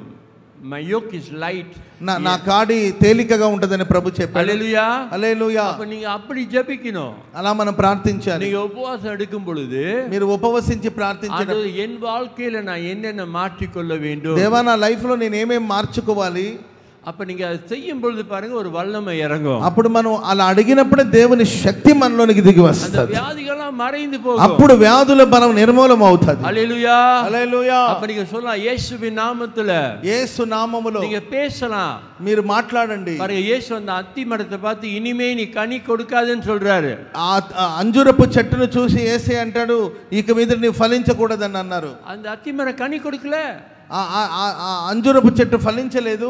యేసు அந்த மலையை பார்த்து பேருந்து போன்னு சொல்லி அந்த மலை மறைஞ்சிரும்னு சொல்றாரு. ఒక చెట్టును చూసి నువ్వు వెళ్ళి సముద్రంలో పడిపోమని చెప్తే అది అలాగే వింటదని ప్రభు చెప్పాడు. அப்ப நீங்க சொல்லலாம், இயேசுவின் நாமத்துல యేసు నామములో మనం మాట్లాడినప్పుడు, படுத்துற ஆவியே, బలహీనపరచు ఆత్మ என்னை விட்டு விலகு, నన్ను విడిచి తొలగిపోమనండి, திரும்பி வராதே, తిరిగి రావద్దని చెప్పండి. இயேசுவின் நாமத்துல యేసు నామములో நீ ஜெபிக்கும் பொழுது அற்புதம் நடக்கும். మీరు అలా ప్రార్థన చేసి మాట్లాడినప్పుడు అద్భుతాలు జరుగుతుంది. அவராக இயேசு ஒரு பரலோக குரலை கேட்கிறாரு. యేసయ్య పరలోకపు స్వరాన్ని విన్నారు. எனக்கு பிரியமான மகன், ఈయన నా ప్రియ కుమారుడు.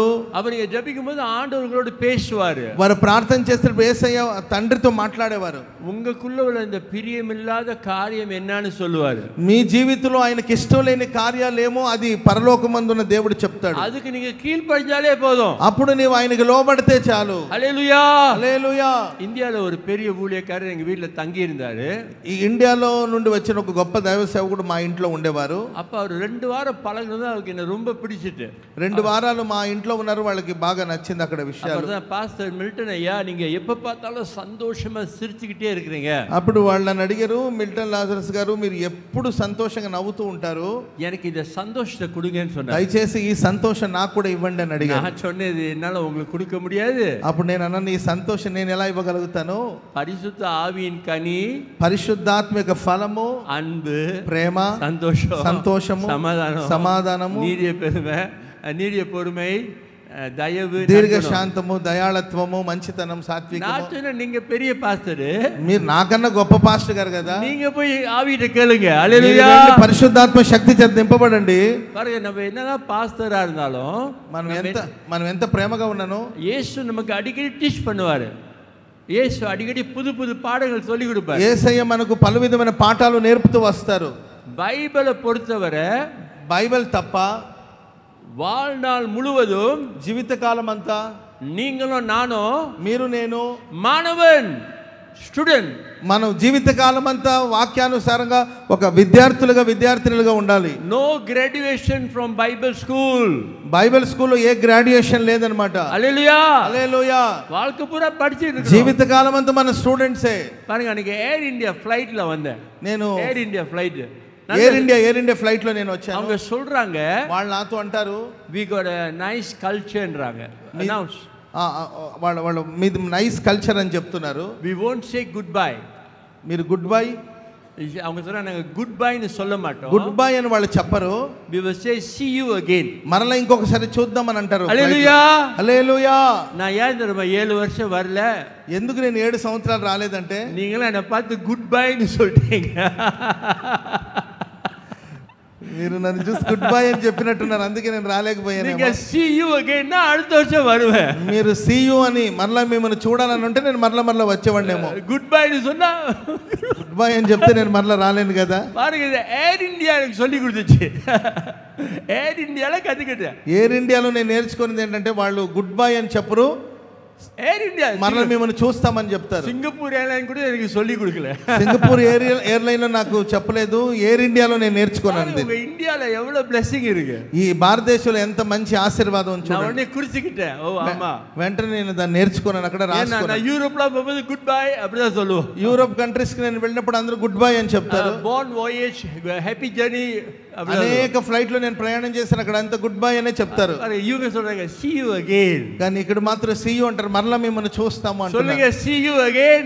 చెప్పండి, see you again అని చెప్పండి. ఓకే, అప్ప அடுத்து మరలా మిమ్మల్ని చూస్తామని చెప్పండి. సంతోషంగా சொல்ல மாட்டீங்க, హ్యాపీగా చెప్పండి, మేము మరలా మిమ్మల్ని చూస్తామని చెప్పండి. హల్లెలూయా, హల్లెలూయా. பாருங்க, நான் ஏன் இது சொல்றேன்னா, ఎందుకు ఈ మాటలు చెప్తున్నానంటే, நான் ఒவ்வொரு முறை బైబిల్ படிக்கும்போது, నేను ప్రతిసారి బైబిల్ చదువుతున్నప్పుడు, యేసువే நான் உன் மாணவன், యేసయ్యా நான் உன் மாணவன், నేను నీ బిడ్డను ప్రభువా, நான் உம்முடைய பிள்ளை, నేను నీ బిడ్డను ప్రభువా, என்கிட்ட பேசுங்கன்னு சொல்லுவேன். నాతో మాట్లాడండి అని అడుగుతాను.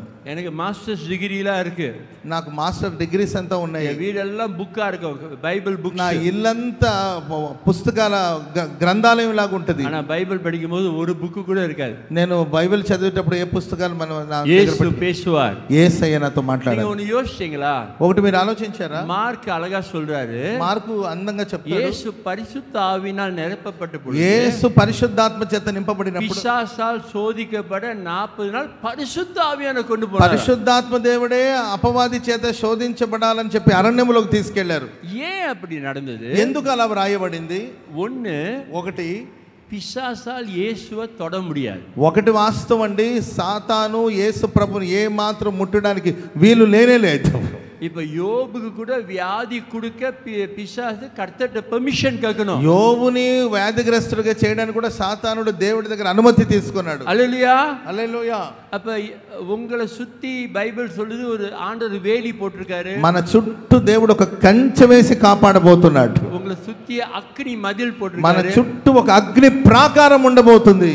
యేసుவின் రక్తం உங்களுக்கு యేసుక్రీస్తు వారి రక్తపు కోటలో మనం ఉన్నాం. యేసుவின் నామం உங்களுக்கு యేసు నామం ఒక బలమైన దుర్గముగా ఉంది. పరిశుద్ధ ఆవి உங்களுக்கு பாதுகாப்பு, పరిశుద్ధాత్ముడు మనల్ని కాపాడుతాడు. దేవ దూతలు உங்களுக்கு, దేవుని దూతలు మన చుట్టూ ఉంటారు. దేవుని సర్వాయుధ ఆయుధం உங்களுக்கு, దేవుడిచ్చిన సర్వాంగ కవచమును మనం ధరించుకున్నాం. రక్షణ తలశీల உங்களுக்கு பாதுகாப்பு, రక్షణ అనే శిరస్త్రాణం మనకున్నది. నీతి ఎన్ను మార్కవసం உங்களுக்கு பாதுகாப்பு, నీతి అనే మైమరువును మనం తొడుక్కొని ఉన్నాం. సత్యం ఎన్ను కచ్చై, సత్యం అనే దట్టిని కట్టుకొని ఉన్నాము. సమాధానத்தின் పాదరక్ష உங்களுக்கு பாதுகாப்பு, సమాధానం అనే పాదరక్ష పాదములను మనం తోడుకొని ఉన్నాం. விசுவாசத்தின் கேடகம் విశ్వాసమైన డాలును పట్టుకొని ఉన్నాం. ఉపవాస జపం உங்களுக்கு பாதுகாப்பு. ఉపవాస ప్రార్థన మనం చేస్తున్నాము. அப்ப ஏன் இயேசுவை பிசாசு சோதிக்கும்படி பரிசுத்த ஆவியானவர் கொண்டு போறாரு? ఎందుకు పరిశుద్ధాత్మ దేవుడు యేసు ప్రభుని సాతాను చేత శోధించడానికి కోసం అరణ్యంలోకి తీసుకెళ్లారు? எங்க கொண்டு போறாரு?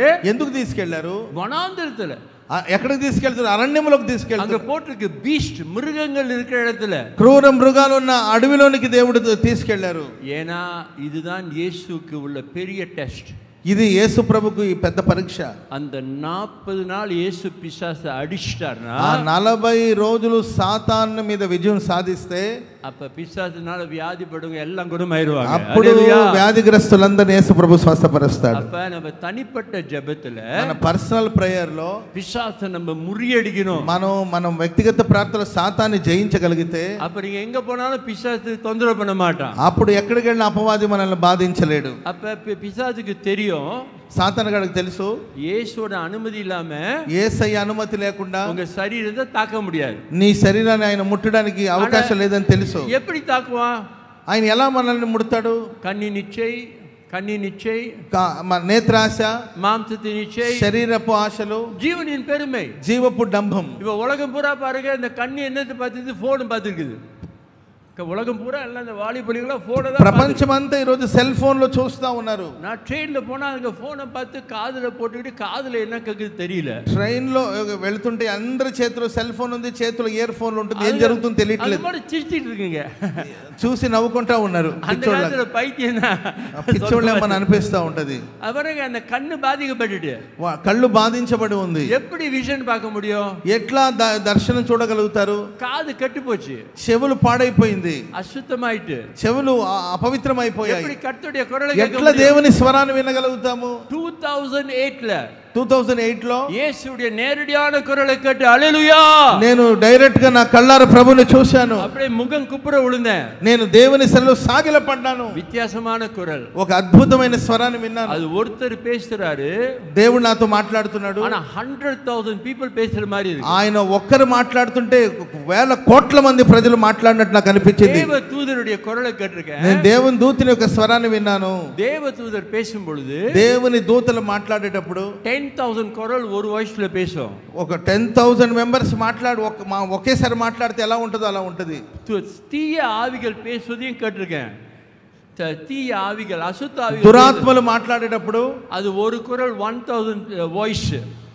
ఒకరు మాట్లాడితే ఒక 1000 మంది మాట్లాడినట్టు ఉంటుంది. దేవ దూతర్ ஒரு குரல் 10,000 వాయిస్. దేవదూతలు మాట్లాడితే 10,000 మంది మాట్లాడినట్టు ఉంటుంది. యేసువిన్ ஒரு குரல் 100,000 వాయిస్. యేసే మాట్లాడితే కోట్ల మంది మాట్లాడినంత గొప్ప స్వరంతో ప్రభు మాట్లాడతాడు. అదే బైబిల్లో దేవదూతల కురల కేటప్పుడు కీల సెత్తు పోయిటాడు. అందుకే దేవదూతలు మాట్లాడినప్పుడు బైబిల్లో ఉన్న భక్తులు సాగిల పడిపోయారు. நான் அன்னைக்கு செத்து போயிட்டேன்னு தான் நினைச்சேன். నేను కూడా రోజు చనిపోయినేమో అన్నట్లు అనిపించింది నాకు. ஒரு வித்தியாசமான அனுபవం, ఒక వ్యత్యాసమైన అనుభవం అది. యేసు బైబిల్ మూలமா பேசுவாரு. దేవుడు బైబిల్ ద్వారా మాట్లాడతాడు. சொப்பனங்கள் மூலமா பேசுவாரு. కలల ద్వారా మాట్లాడతాడు. దర్శనங்கள் మూలமா, దర్శనాల ద్వారా మాట్లాడతాడు. దేవదూతరుమా, దేవుని దూతల ద్వారా మాట్లాడతాడు. అభిషేకం పెద్ద ఊழியர்கள் మూలமா, అభిషేకించబడిన సేవకుల ద్వారా మాట్లాడతాడు. పల కోణంలో பேசுவார். పలు విధముగా దేవుడు మాట్లాడతాడు. బిలియాం ஒரு தீர்க்கதரிசி, அவன் காலத்துல బిలాం అనే ప్రవక్త తన కాలంలో ஒரு కழுదిயை வச்சு அவன்கிட்ட பேசி, దేవుడు ఒక గాడిద ద్వారా ఆయనకి తన మాటను అందించారు. హల్లెలూయా, హల్లెలూయా. எனக்கு యేసునాక ஒரு ஒற்றுமை இருக்கு. எனக்கு యేసునాక ஒரு ஒற்றுமை, నాకు యేసన్న గారికి ఒక ఐక్యత ఉంది. நாங்க ரெண்டு பேரும், నేను దైవజనులు యేసన్న గారు, நான் ஒரு 27 நாட்டுக்கு போயிட்டேன். 27 దేశాలకు నేను వెళ్ళాను. அப்ப ஏசுனா நான் சொல்லுவேன், యేసన్న గారితో చెప్పేవారు, இந்த கழுதை இயேசுவை சுமக்கிறனால, ఈ గాడిదనైన నేను యేసు ప్రభును మోయడం వల్ల இயேசு உலகம் பூரா கூட்டி போறாரு. దేవుడు నన్ను ప్రపంచమంతా తీసుకెళ్తున్నారు. ஏசுனா அதானே சொன்னாரு. అందుకే యేసన్న గారు అన్నారు, நீரேறும் கழுதையானேன் கல்வாரி தியாகத்தாலே, நீர் என்னை மீட்டதாலே, నీరదశ్వముగా అని యేసన్న గారు అప్పుడు పాట రాశారు. பாட்டு. హల్లెలూయా, హల్లెలూయా. பாருங்க, இதுதான் அபிஷேகம் பெற்றவருடைய நட்பு. ఇది ఒక అభిషేకం పొందిన వారి యొక్క ఐక్యత. எனக்கு தெலுங்கு புரியுது, నాకు తెలుగు అర్థం అవుతుంది, ஆனா பேச கொஞ்சம் కానీ கூச்சப்படுறேன். మాట్లాడడానికి వీలు நீ పడదు. காலைல ஆண்டோட நான் சொன்னேன், నేను దేవుని సన్నిధిలో చెప్పాను. பரலோகம் போனப்ப పరలోకానికి వెళ్ళిన తర్వాత எல்லா மொழியிலயும் பேசுவாங்களே, అన్ని భాషల వాళ్ళు ఉంటారు కదా. சொன்ன என்ன தெலுங்கு கோயில்ல போட்டுங்க, నన్ను తెలుగు వాళ్ళ మధ్యలో కలిపేయమన్నారంటే చెప్పండి కూడా దేవునికి స్తోత్రం చెప్పండి. அப்ப நீங்க எல்லாம் அங்க இருப்பீங்க, అప్పుడు మీరందరూ ఉంటారు. నన్ను తెలుగు వాళ్ళతో కలుపమని అడుగుతాను. ஹல்லேலூயா హల్లెలూయా. பாருங்க, நான் சிங்கப்பூர்ல பிறந்து வளர்ந்தவர். నేను సింగపూర్లో పుట్టి పెరిగాను. இங்க வந்து நான் உங்களுக்காக பாரத்தோடு ஜெபிக்கிறேன். కానీ నేను ఎక్కడున్నా మీకోసం భారంతో ప్రార్థన చేస్తాను. நான் சிங்கப்பூர்ல வந்து எனக்காக பாரத்தோடு ஜெபிச்சிருக்கேன். దైవజనులు యేసన్న గారు సింగపూర్ వచ్చినప్పుడు నా కోసం భారంగా ప్రార్థించేవాడు. இந்த மாதிரி அன்பு இயேசு மூலமா தான் வரும். హల్లెలూయా. ఇది యేసుక్రీస్తు వారి ప్రేమ వల్ల ఈ ఐక్యత వస్తది. ஒருத்தருக்காக ஜெபிங்க, ఒకరి కోసం ఒకరు ప్రార్థన చేయండి. காலையில நான் இந்த 5 பாஸ்டர்ஸ்க்காக ஜெபிச்சேன். నేను 5 దైవ సేవకుల కోసం ప్రార్థించాను. எல்லாம் லெஃப்ட் ஹேண்ட் எடுங்க, லெஃப்ட் ஹேண்ட் అందరూ లెఫ్ట్ హ్యాండ్ లో ఇలా ఉంచండి. கையை மூடுங்க, ఇలా చేతులు ముడుచుకోండి.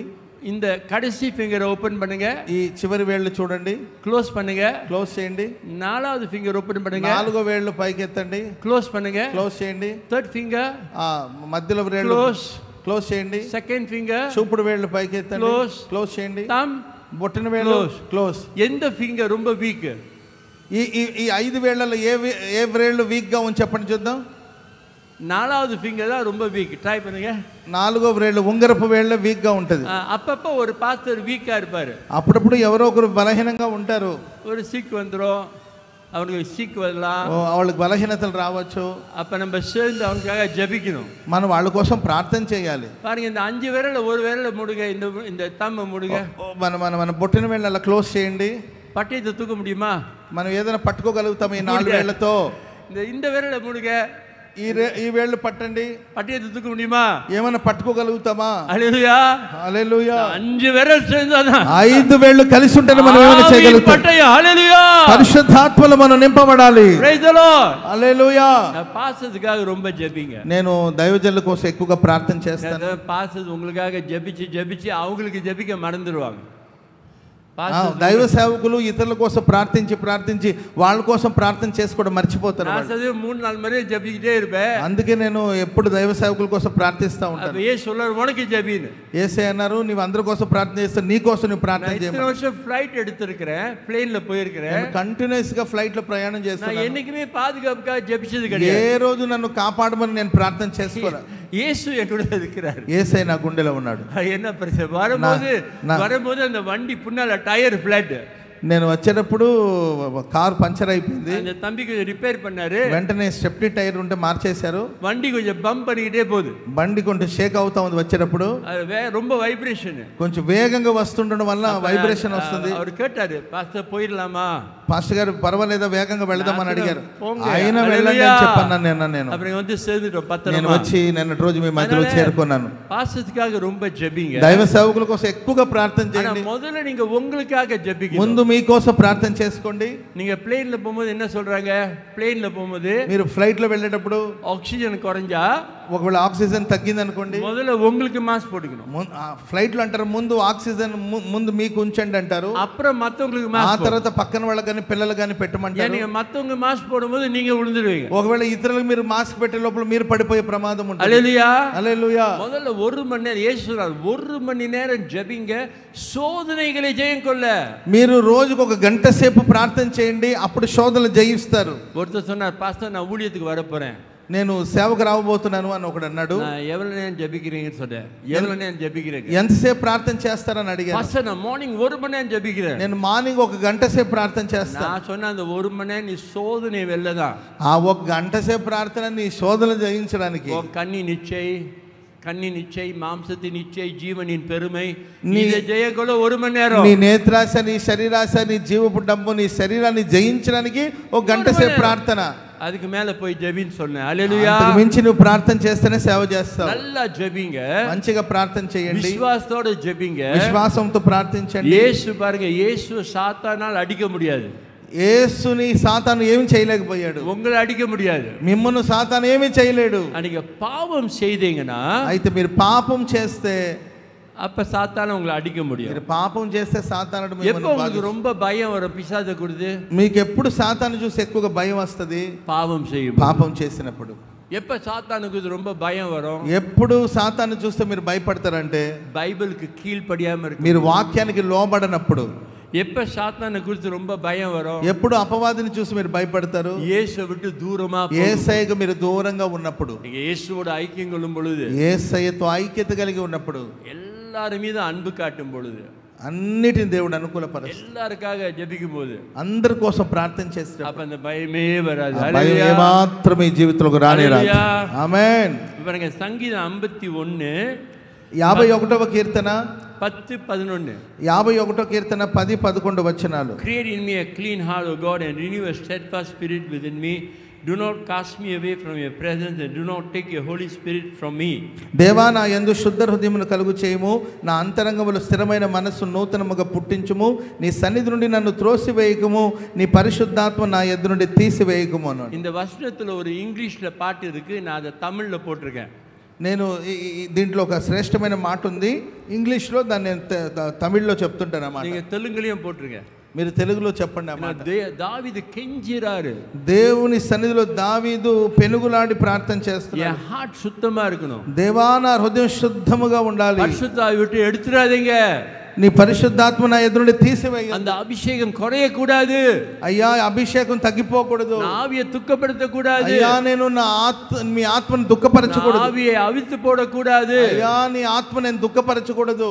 கெஞ்சிறார், దేవుని సన్నిధిలో వేడుకుంటా ఉన్నాడు. நான் ஒவ்வொரு முறை ஜெபிக்கும் போது துதிச்ச பிறகு இந்த பல்லவியை பாடிட்டு தான் நான் ஜெபமே. నేను ఈ పల్లవిని పాడి ఎప్పుడు ప్రార్థన చేస్తా ఉంటాను. எனக்கு தெரிஞ்சு என்ன பாவம் செஞ்சேனே எனக்கு தெரியாது, ఏం పాపం చేశానో నాకు తెలియదు. ஆனா சாமுவேல் தீர்க்கதரிசி சொன்னார், అయితే సమూయేలు ప్రవక్త అంటాడు, மற்றவங்களுக்கு ஜெபிக்க தவறுவதே பாவம், ఇతరుల కోసం నువ్వు ప్రార్థన చేయకపోవడమే పాపం. பூரண அன்பு குறைஞ்சாலே பாவம், ప్రేమ తగ్గిపోతే అది పాపం. பூரண அன்பு எல்லா பயத்தையும் நீக்கும், పరిపూర్ణమైన ప్రేమ భయాలను వెళ్ళగొడుతుంది. ஹல்லேலூயா, హల్లెలూయా. இந்த பாடலை 3 முறை தமிழ்ல பாரு. இந்த பாட்டு தெலுங்குல இருக்கா பாஸ்? இது create in me a clean heart, oh God. Telugu நான் தமிழ்ல 3 முறை பாடுறேன், அப்புறம் அந்த டைம்ல நீங்க பாவ அறிக்கை செய்யுங்க. ஹல்லேலூயா. నేను తమిళ్లో ఆ పాట పాడుతున్నప్పుడు మీ పాపాలు ఒప్పుకోండి. మీరు யார் யார் உங்களுக்கு தீங்கு செஞ்சாங்களோ எல்லாரையும் bless பண்ணுங்க. ఎవరెవరైతే మీ కీడు చేశారో వాళ్ళందరినీ క్షమించి వారిని ఆశీర్వదించండి, మన్నించుங்க, అందరిని క్షమించేసేయండి. యేసుக்கு எவ்வளவு துரோகம் பண்ணாங்க தெரியுமா? యేసయ్యకి ఎంతో మంది ద్రోహం చేశారు. ஒரு சீஷன் கூட அங்க இல்ல, ఒక శిష్యుడు కూడా అక్కడ లేడు, எல்லாரும் ஓடிட்டாங்க, అందరూ పారిపోయారు. கொஞ்சம் பெண்கள் தான் அங்க இருந்தாங்க, కొంతమంది స్త్రీలు ఉన్నారు. சிலுவையில நிர்வாணமா தொங்கினார். యేసయ్య వస్త్రహీనుడిగా శిలువ మీద వేలాడుతున్నాడు. ஒரு கொடூரமான முள்ளினால் செய்த கிரீடத்தை வைத்து இங்கெல்லாம் ரத்தம், తల మీద ముళ్ళ కిరీటం పెట్టారు, ఆయన తలంతా రక్తముగా మారిపోయింది. முதுகுல வாரடி சதெல்லாம் தொங்குது, ఆయన వీపు ఎరడి దున్నబడింది. యేసు கடைசி 48 மணி நேரம் தூங்கல, యేసుక్రీస్తు వారు కంటి మీద కొనుకు లేదు వారికి, அப்புறம் 24 மணி நேரம் சாப்பிடல, ఆహారం లేదు. ரொம்ப அவமானப்படுத்தினார், చాలా అవమానపరిచారు, ரொம்ப வேதனைப்படுத்தினார், చాలా వేదన పరిచారు. ஆனா இயேசு எல்லாரையும் மன்னிச்சார். యేసయ్య అందరిని మన్నించారు. அதே மாதிரி ஸ்தேஃபானை கல்லால் அடிச்சு கொண்டு స్టెఫన్ని రాళ్ళు రువి చంపారు, அவரை எல்லாரையும் மன்னிச்சார். ఆయన అందరిని క్షమించగలిగాడు. ஹல்லேலூயா, హల్లెలూయా.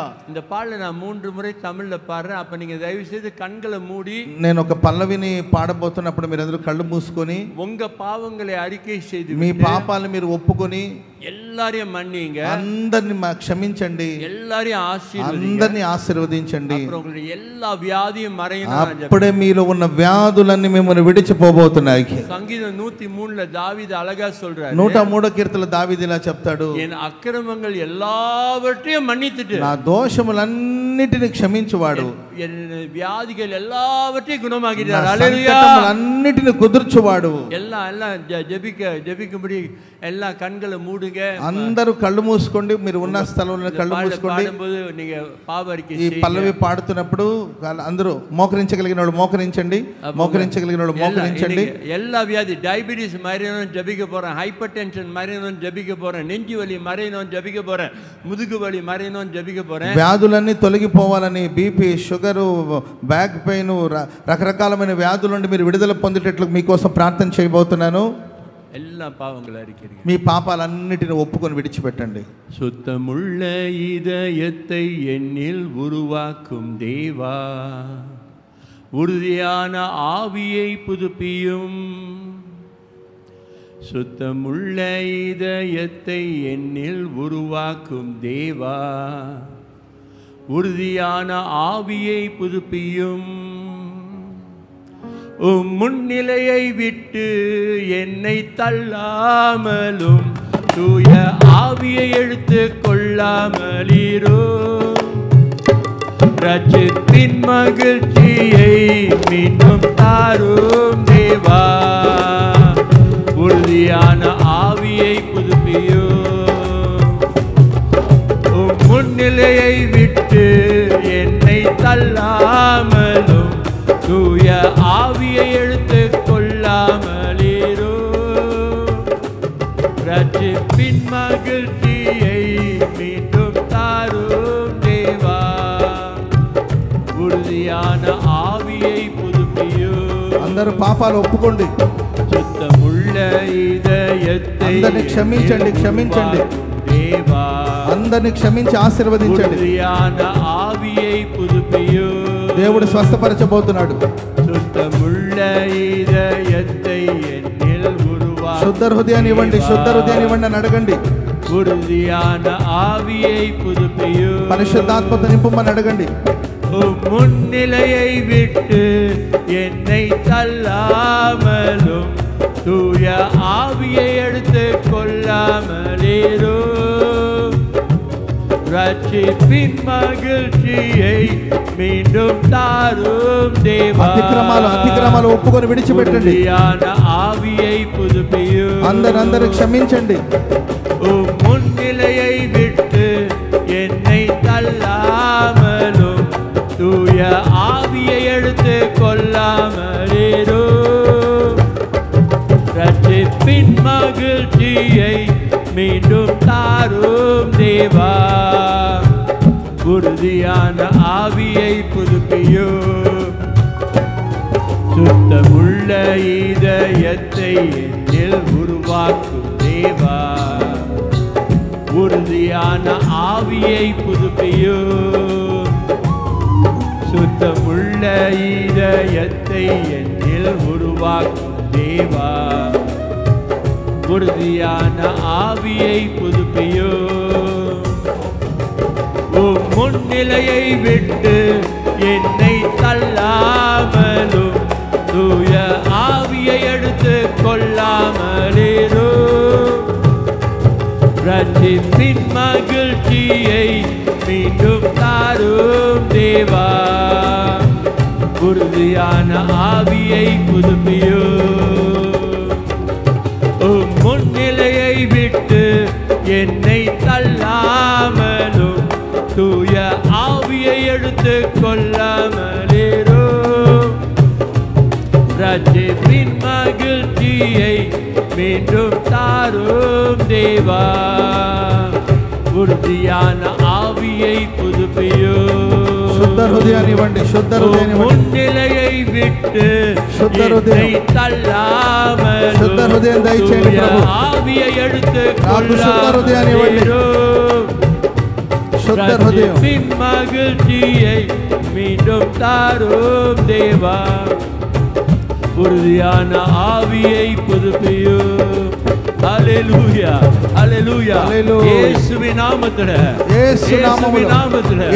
நீங்க பாவங்களை அழிக்கட்டபடினா పాపాలు మీరు ఒప్పుకుంటున్నారు కదా పాపங்கள் మన్నికப்படுవதாக మీ పాపాలు క్షమించబడుతున్నాయి యేసుவின் ரத்தம் యేసు రక్తం వల్లముள்ள యేసుவின் ரத்தம் యేసు రక్తం உங்கள் சகல பாவங்களையும் கழுவி మీ సమస్త దుర్నీతి నుండి విడిపించి శుద్ధీకరిக்கிறது మిమ్మల్ని శుద్ధి చేస్తుంది యేసుவின் ரத்தத்தில் வல்லமை உண்டு యేసు రక్తం యొక్క ఫలం యేసుவின் ரத்தத்தில் ஜெயம் உண்டு యేసు రక్తములో ఫలం ఉన్నది యేసుவின் ரத்தத்தில் சாத்தானின் கோட்டைகள் உடைந்து போகும் సాతాను కోటలన్నీ కూలిపోతున్నాయి நன்றாக இயேசு கிறிஸ்துவின் வல்லமையுள்ள நாமத்தினாலே యేసు నామములో டயபெட்டிஸ்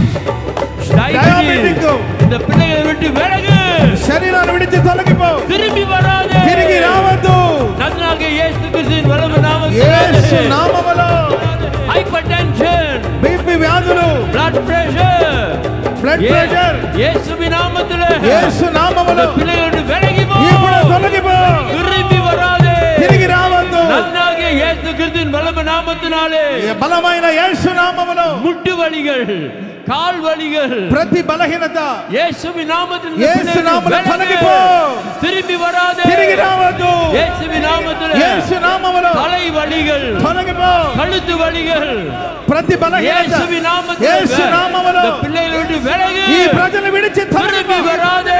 తిరిగి రావద్దు. యేసుவின் நாமத்தில் యేసు నామములో நெஞ்சு வலியை உண்டு பண்ணுகின்ற பிசாசுகளே ప్రతి వ్యాధులు తొలగిపోవాలి. యేసుவின் நாமத்தில் యేసు నామములో இந்த பிள்ளைகளை விட்டு ఈ బిడ్డను విడిచి விலகு. ஓடிப்போ. తొలగిపో, திரும்பி வராதே. తిరిగి రావద్దు. యేసుவின் நாமத்தில் యేసు నామములో நன்னாக இயேசுவின் நாமத்தில் యేసు నామములో அந்த பலவீனப்படுத்துற ஆவி బలహీనపరచు அந்த ఆత్మ பிள்ளைகளோடு விலகி போ. ఈ బిడ్డను విడిచి తొలగిపో, திரும்பி வராதே. తిరిగి రావద్దు. இயேசுவின் நாமத்தில் యేసు నామములో ఆజ్ఞాపిస్తున్నాం. இயேசுவின் நாமத்தில் యేసు அந்த నామములో பிள்ளைகள் நிம்மதியை கெடுக்கிற ஆவிகள் నెమ్మదిని పాడు చేసే விலகி ఆత్మలు போ. తొలగిపో, திரும்பி வராதே. తిరిగి రావద్దు. இயேசுவின் நாமத்தில் యేసు నామములో கண் பிரச்சனை கொடுக்கிற ஆவிகள் బలహీనపరిచే ఆత్మ அந்த பிள்ளைகள் விலகி போ. ఈ బిడ్డను విడిచి తొలగిపో, திரும்பி வராதே. తిరిగి రావద్దు. இயேசுவின் நாமத்தில் యేసు నామములో எல்லா வியாதிகளும் மறைந்து అన్ని போ. వ్యాధులు తొలగిపోవాలి. இயேசுவின் நாமத்தில் ஜெயம் எடுக்கிறோம். యేసువి నామములో ஜெயம் எடுக்கிறோம். జయం పొందుచున్నాము. ஆமென். ఆమేన్. హల్లెలూయా. హల్లెలూయా, హల్లెలూయా.